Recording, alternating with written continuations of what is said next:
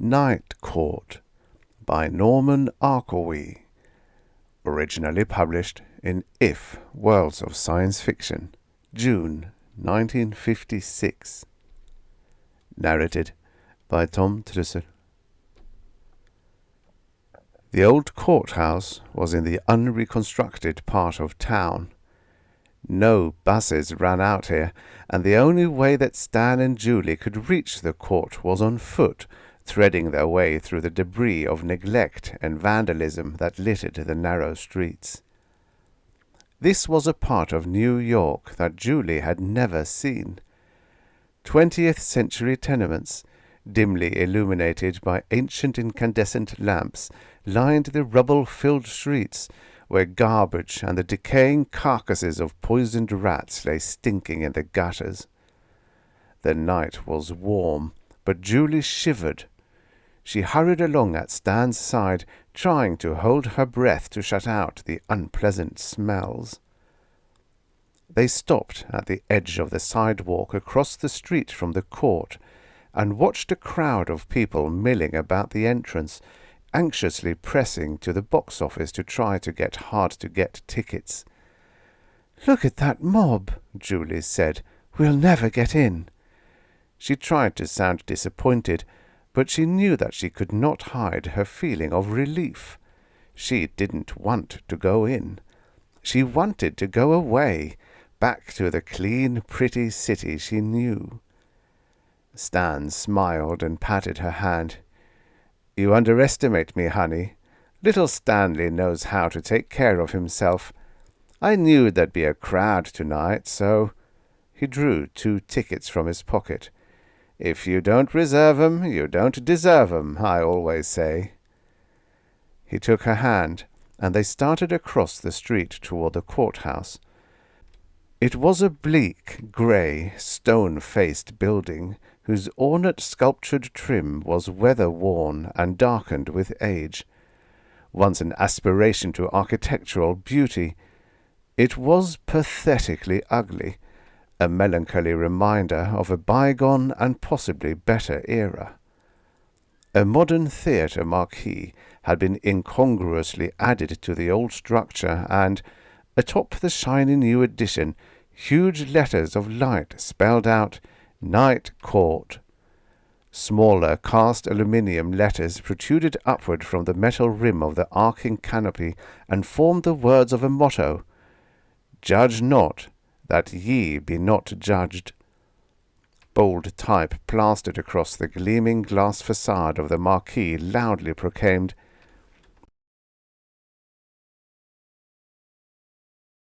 Bold type plastered across the gleaming glass facade of the marquee loudly proclaimed, "New show nightly."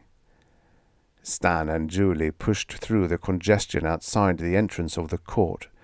A dizzying confusion of elbows and backs and sweating, eager faces surrounded them. Stan squeezed through the seething mass of people and, holding tightly to his hand, Julie followed. For the 10th or 100th time, she was sorry that she had come, but it was too late to turn back now. Stan showed his tickets to the guard at the door, and they were ushered politely inside, where a uniformed woman with a military bearing guided them to their seats. "Your ID cards, please," the young woman said. Julie was startled by the request and alarmed. A confiscated ID card meant trouble, police trouble. "Why?" she asked nervously. "What did we do?" Stan smiled knowingly. "It's just a formality," he assured her. "They give it back to you when you leave." He handed the usher his card. "And yours, miss?" Hesitantly, Julie took out her wallet. A cold premonition urged her to stop, to leave now, before it was too late. Then she saw Stan's amused eyes grinning at her, and she reminded herself that it was already too late for her to leave. She gave the girl her ID card. The usher smiled mechanically. She handed them each a program and hurried away up the aisle.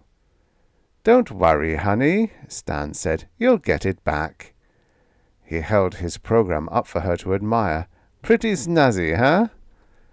Julie nodded half-heartedly and silently leafed through her own program. It was a 4-page souvenir booklet. On the first page, or front cover, was the seal of justice with a perfectly balanced scale and a few words of Latin. Above the seal, "Night Court of the City of New York," was embossed in black on the slick yellow paper, and below it the legend, "Judge not, that ye be not judged." Beneath the seal, in red italics, was the inscription, "For with what judgment ye judge, ye shall be judged, and with what measure ye mete, it shall be measured to you again." Matthew 7, verse 2. The page was set up attractively, but, Julie thought, the quotation seemed inappropriate. What was the purpose of the court, if not to judge? "I still can't figure it out," Stan said, as if he had read her thoughts. He reached over and tapped Julie's program with his finger. "This is the 3rd time I've been here, and you can believe me, honey, they both judge and mete out justice in this place." He grinned at her. "This judge not business doesn't make sense." Julie said nothing. There was nothing to say. The room was rapidly filling up now, and she watched the people slowly filing in. She was fascinated by the looks of anticipatory pleasure in their faces. The whole place tingled with barely repressed excitement. The spectators packed into the room until every seat was taken, and they were standing 8 deep in the rear of the court. Scanning their faces, Julie could feel, could almost taste, the many varied emotions that radiated from them: amusement, lust, hatred, curiosity, vengeance. It was a puzzling combination. "Now, this quotation makes some sense," Stan was saying. Julie turned her attention back to him. He had opened his program booklet to the centerfold, and he pointed to an inscription printed across the top of the 2 inner pages. "An eye for an eye, a tooth for a tooth," he recited. "That's what this place really stands for." He said it with relish. Julie began to feel sick. She did not like the hungry look on Stan's face or the merciless atmosphere in the courtroom. Why had she come? She stifled a shudder. She knew why she had come. She had come because Stan wanted her to, and, to be honest, because she had been curious to see what the show was like. Now that she was here, she could not call the whole thing off just because her curiosity was satisfied, or because she was too squeamish to enjoy what many people considered the best entertainment in town. She had no right to ruin Stan's evening. She tried to assume a casual interest in the impending events. "What are all these lines for?" she asked weakly, indicating the horizontal lines that crossed the inner pages and were bisected by 3 vertical lines into 4 columns of uneven width. "It looks like a ledger." "It is, sort of," Stan said. "You see, honey, this is a scorecard. In the first column you put the name of the accused, in the second the offence he's charged with, in the third his plea, and in the fourth the disposition of the case.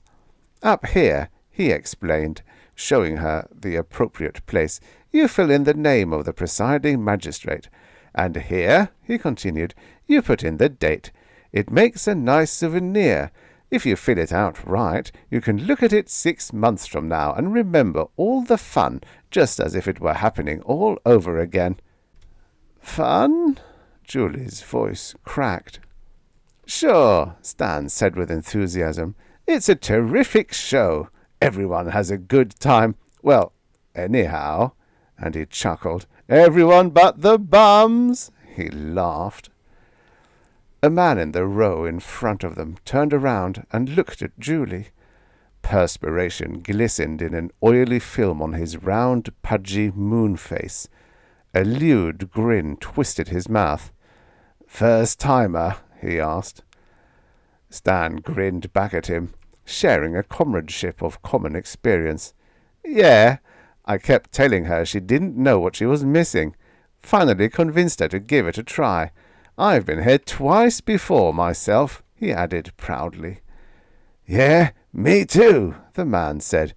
"Guess that makes us real old pros. Third-timers." He laughed and mopped his face with a crumpled handkerchief. "Damn, it's hot in here." Mild embarrassment and a violent dislike for the oily-skinned man combined to redden Julie's face in a hot blush. She shifted uncomfortably in her seat. "You know, I never thought of it before," Stan said to the man in front, "but now that you mention it, I don't know of anybody who's been here 3 times. A smile of accomplishment spread onto his face. "I'll bet I'm the first one in my sector." A growing anger blended into Julie's feeling of disgust. "I don't see that it's anything to be proud of," she said coldly. Stan's laugh was a derisive bray.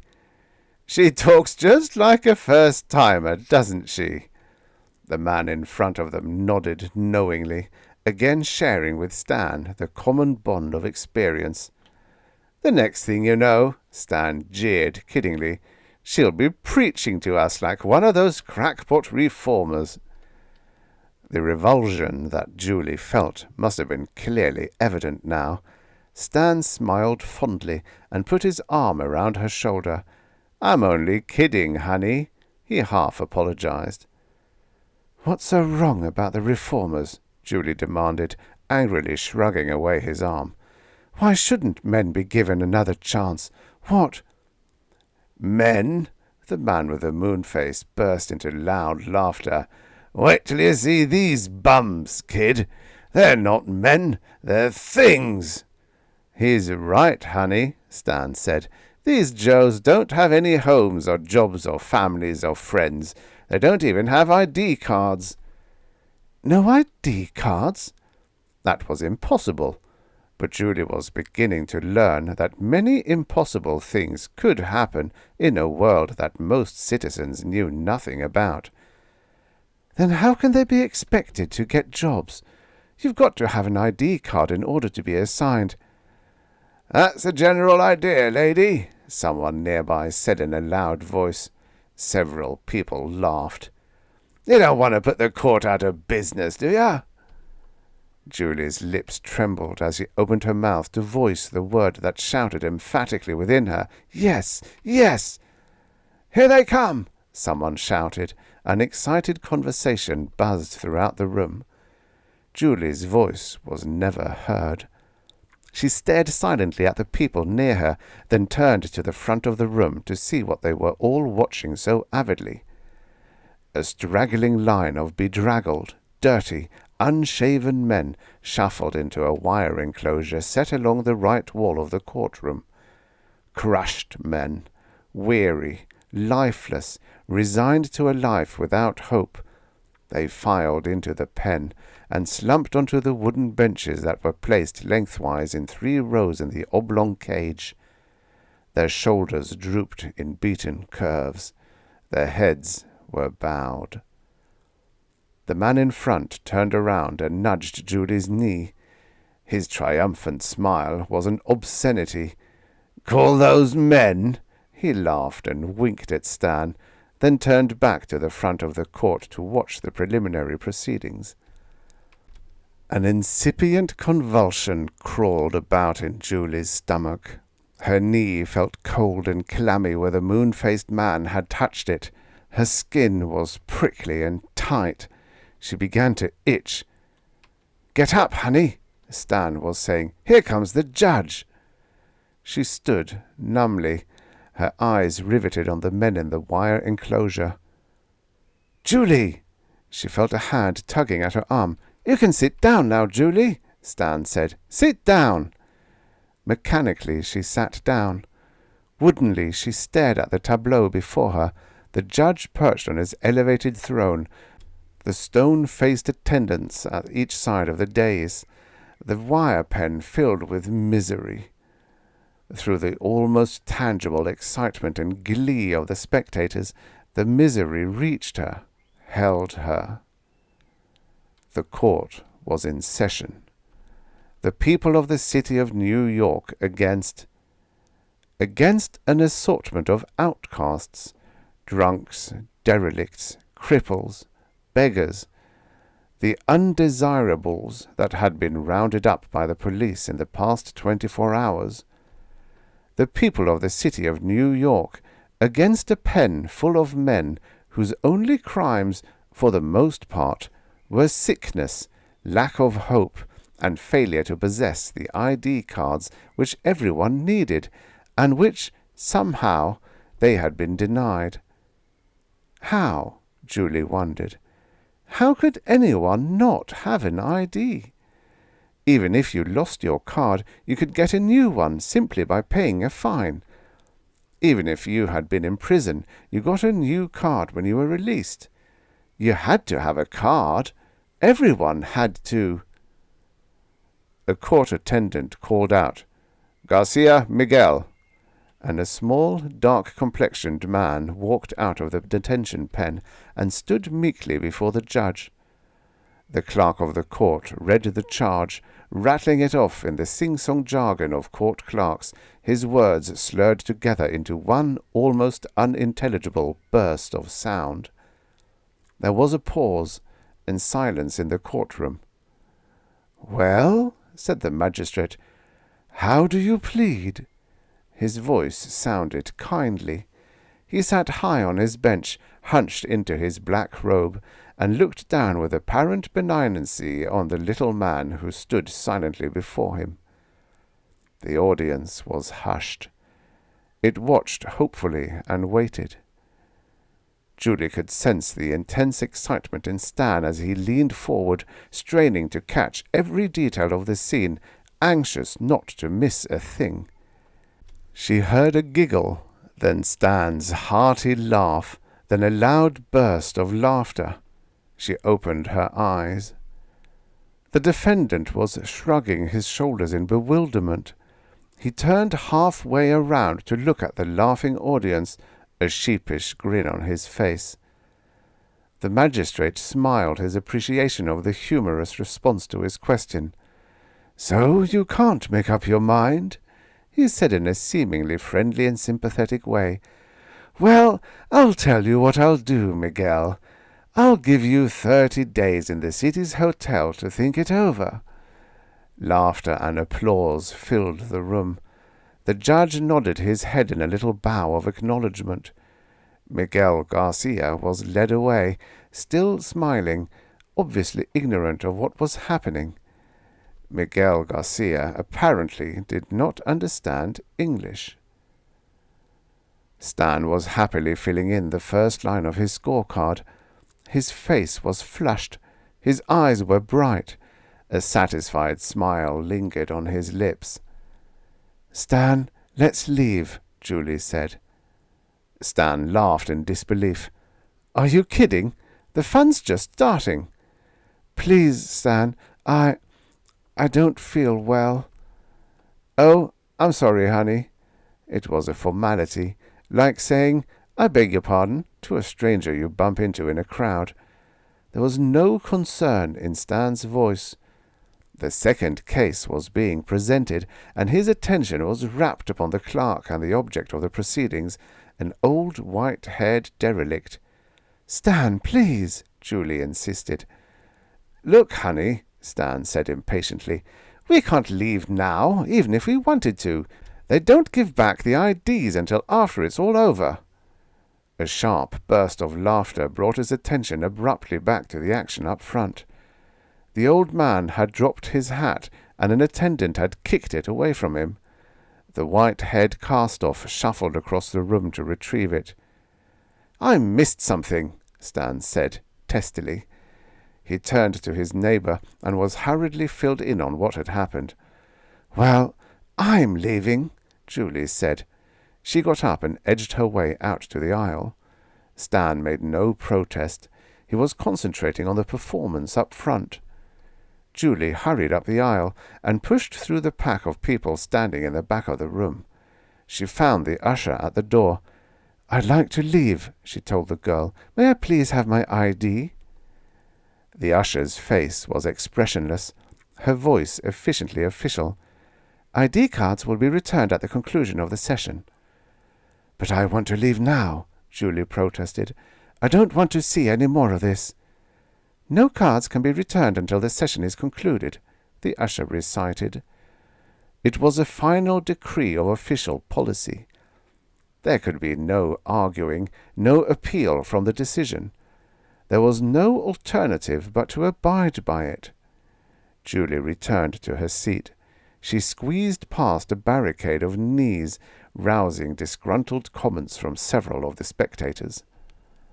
Stan glanced up at her as she settled back into the seat at his side.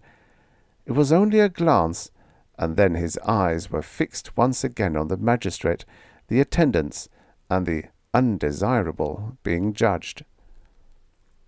Minutes passed. Hours. Julie suffered the time in silence. She saw and heard, but could hardly believe, the unrestrained sadism of the giggling, laughing, applauding, cheering, jeering audience. What kind of people were these who laughed at the pain and humiliation of others? What did they find amusing in the ruin of human life? They laughed when a partially paralyzed hunchback limped before the judge and pleaded guilty to a charge of ogling girls in a public park. They roared with hilarity when the magistrate suspended sentence and commented that a more appropriate charge would have been that of defacing public property. They applauded lustily when he said to the arresting officer, "Bring him in on that one tomorrow, and I'll throw the book at him." They laughed when an alcoholic appeared, twitching and brushing imaginary creatures from his torn jacket. They howled gleefully when he whimpered and sobbed like a small boy having a nightmare. They laughed when the magistrate said his fountain pen had run out of ink and, looking into the detention pen, inquired, "Would any of you blue bloods care to make a donation?" They laughed when a court attendant read a complaint which charged that the defendant, a small, skinny man, had attacked the arresting officer, and that the officer, 6'3", 210 pounds, had used reasonable force in defending himself. The man's broken arm was in a sling, and bandages covered 12 stitches in his scalp. The audience laughed. They gloated. They sat in judgment of their fellow men and called for punishment, the more severe the better. At last the detention pen was empty. The last undesirable was brought before the bench. He was a small, pathetic-looking man dressed in sailor's dungarees. He spoke Norwegian and clumsily tried to explain his predicament with the few words of English that he knew. "Stop gibbering!" the judge shouted at him. The magistrate's facade of kindliness had long since disappeared. He turned to the arresting officer. "Do you speak that language?" He made it sound like a disgrace to be able to speak Norwegian. The officer shook his head. "Neither do I," the magistrate said, with obvious pride that he was not contaminated by such knowledge. He arbitrarily ordered the man held until he learned to make himself understood, the hearing to take place when that had been accomplished. The sailor was led away. The show was over. "That's the end of it, folks," the judge said genially. He tapped his gavel and rose from his seat. The courtroom rang with lusty applause. The judge hurried through the door to his chambers, and the applause died out. The people started to leave. Their animated discussions of the evening's events thinned through the room in a babble of noise. Julie's head throbbed painfully, and there was a queasy feeling in her stomach. She thirsted for fresh air. Slowly, the mob of spectators formed a procession in the aisle. Slowly, the column of people moved toward the exit. Slowly, Julie was pushed along with the crowd. The line paused as each person stopped at the door and waited until his ID card was located and returned to him. Then the procession would take another step forward, and pause again, and again. Occasionally, an ID could not be found, and its owner was requested to step aside and allow the line to move on while the search for his card continued. And there was another step forward. Stan held Julie's hand to prevent the pressing crowd from separating them. "How'd you like it?" he asked. He was aglow with satisfaction, tired by the long evening's excitement, but with a pleasant weariness of accomplishment. "It's a terrific show, isn't it?" Julie did not answer him. She wanted to break away and run and run and run and run. She inched along with the rest of the procession. At last they reached the door. They told the usher their names, and she methodically checked through the cards in her file. The procession behind them waited. Julie's ID card was quickly found and returned to her, but the usher reported some difficulty in finding Stan's card. He was asked to step aside, please, and let the line go through. He protested at the inconvenience, then sullenly joined a few other people waiting for their cards in the rear of the court. Julie stood impatiently in the doorway. She watched Stan strike up a grumbling conversation with another detained person. It was the moon-faced man who had been sitting in front of them. For a fleeting moment she thought of the old adage about birds of a feather. She waited. People filed past her in a steady stream, from the courtroom, across the lobby, out through the street door. Watching them, smiles and pleasant conversation, civilized small talk and serious debate of the merit of the evening's fare, as if it were a dramatic work of art. She clenched her teeth and prayed that Stan would hurry up. Soon the flow of people stopped. Still no Stan. Julie waited. Some 20 minutes later, an attendant came out of the courtroom. He went past Julie, then paused at the door, turned and came over to her. "Waiting for someone, miss?" "Yes, my friend. They seem to have misplaced his ID card." The attendant smiled and shook his head. "You might as well go on home, miss. If he's still in there, he won't be coming out for some time." "I'll wait," Julie said. "You don't understand, miss. He won't be out tonight." "What are you talking about? He's just waiting till they find his ID, and it couldn't have gotten up and—" 17 IDs were lost, the attendant explained. "Those people in there can't get them back. They're going to have to go to Caracas or Milan to apply for new cards." "Don't be silly," Julie scoffed.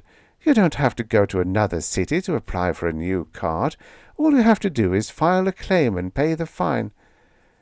"These are special cases," the attendant said uneasily. He seemed reluctant to talk about it. Julie frowned. "What's special about them? Their ID cards were lost, weren't they?" "Look, miss, all I know is every time an ID is lost in there," he nodded toward the courtroom, "they've got to go out of the country to apply for a new one. That's all I can tell you." "But why out of the—" "The reassignment orders are being drawn up right now," the attendant said. He led Julie to the street exit. "So you'd better go home and forget that fellow." Confusion and a vicarious fear made Julie shiver. Will they get new cards?" The attendant shrugged. They might, some day. He touched her arm. His voice was low, barely audible. Was this your first time at the show? Julie nodded. How did you like it? I... She shook her head. The attendant smiled at her gently. Don't ever be a third-timer. He released her arm and hurried away down the street. Julie puzzled over his parting remark as she went out into the foul-smelling night and walked away from the courthouse. Suddenly the street before her dimmed as the lights on the huge marquee blinked out. She turned and looked back at the entrance of the court, now dark and deserted. And then she understood. She remembered the moon-faced man's observation about the scarcity of third-timers. She understood how the undesirables lost their ID cards and why so many could not speak English. She understood the apparent cruelty of the sentences meted out to them, too. The answer was on the marquee. As she looked back at it, only the raised letters on the canopy were visible, shining luminously in the darkness. Judge not, that ye be not judged. And she recalled the quotation on the programme. For with what judgment ye judge, ye shall be judged. The end. Subscribe for your daily stories of futures past. You know, it's amazing how relevant so many of these stories seem today, a lifetime after they were written.